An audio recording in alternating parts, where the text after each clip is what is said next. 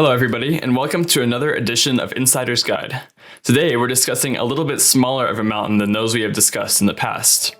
Monarch is not on any of the four major passes, those being Icon, Epic, Mountain Collective, or Indy. As such, Monarch is one of the best ski areas to escape those big mountain crowds you always hear complaining about. We'll get into the nuances of passes in a bit, but for now, let's begin Part 9 of An Insider's Guide to Ski Resorts, edition Monarch. Let's jump right in and start with the base area. Monarch only has one base area, so it's nice and easy to find your way around. Just ski down and you'll eventually make it back to where you started. At this base area, you'll find all of your normal amenities, sans lodging. If you want to stay overnight at Monarch, you'll have to find hotels down the pass or in Salida, which is about 20 to 30 minutes away.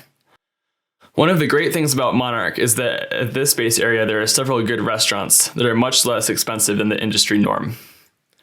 Starting from the right, we have the Breezeway lift. As you can see on the trail map, it has no beginner terrain off of it.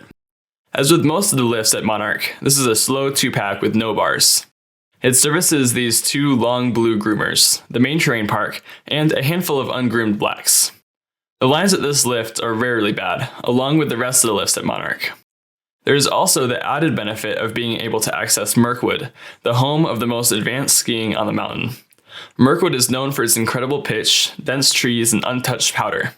However, there is a 15-minute hike up a pretty steep trail to get to the runs, so when you're down the run, you have to hike back out to the base. Moving along to the middle, there is the Tumbelina lift, another 2-pack. This lift is even slower than the rest of Monarch's lifts, if that is even possible. It services the groomed blue freeway, which is a great blue if you're just starting to move past greens, as well as a few beginner runs and the Tilt Terrain Park. A great hidden feature of this lift is that you can ski down to the panorama lift from the top, so you can use this lift to avoid the lines of the bigger, busier lifts. Just above Tumbelina is the panorama lift, which is Monarch's only mid-mountain lift, and is also a 2-pack with no bar. This lift services mostly mogul blacks in the middle of the pod and groomed blues toward the outside. If it is a windy or low visibility day, I've generally found that the top of the mountain is not the most pleasant place to be, especially at Monarch. Off of Panorama, there are also some good off-map tree runs. Just veer off any trail in that area, and there are always some good paths through the trees. This is just a general tip, but all of Monarch's lifts are fixed grip, so when loading, the chair will come at you quicker than you might expect. Make sure you lift your ski tips up as soon as you can so they don't get stuck, as many lifts, including Panorama, go down briefly before they go up, making it easy to get your skis stuck in the hill if you don't lift up your tips. Finally, we have the Garfield and Pioneer lifts to the far left. They both start and end at approximately the same place, but Pioneer is a slower 4-pack with a bar. Keep in mind that Pioneer goes up pretty high above the ground, so it can stop occasionally if the wind is bad. Pioneer, in combination with Garfield, yet another fixed double, service all types of runs, so they are great options for the whole family. If you're looking for a beginner run, turn left on Roundabout, and there are many options back here. That area tends to be less busy than these greens running down the middle of the mountain. You can go on Roundabout for some nice blue runs as well. These two lifts' shining star is this area on the ridge under Pioneer.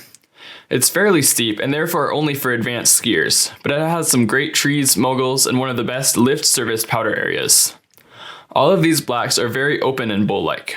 Another advantage with these lifts is that it's easy to access Panorama from the top. The best way to do this is by going through the trees behind Pioneer and taking Pinball right to the base of Panorama. Pinball is a great on-map tree run and one of my personal favorites. However, if you're just looking to lap Panorama, it's still quicker to go via Tumbelina. The bottom terminals of Garfield and Pioneer can be quite a pain, as Pioneer loads much higher in elevation than Garfield. If you're coming down any of the runs in the valley here, it's very hard to get to Pioneer. Now, this is not a problem when Garfield is running, since they practically go to the same place, but there are certain times when Garfield is not running for one reason or another, so make sure to check which of the two lifts is running on a given day. If it's only Pioneer running and you're coming down Lower Tango, keep to your left and cross under the Pioneer lift about here. Otherwise, you'll have to walk back uphill to get to the lift, and it's not exactly an easy hike. Now let's talk passes. Monarch isn't on any of the major passes, which means you'll have to buy an actual Monarch lift ticket. Keep in mind that it's cheaper to buy tickets online, but all new customers must have an electronic card to scan at the lifts, and these need to be picked up at the ticket window for $5 each.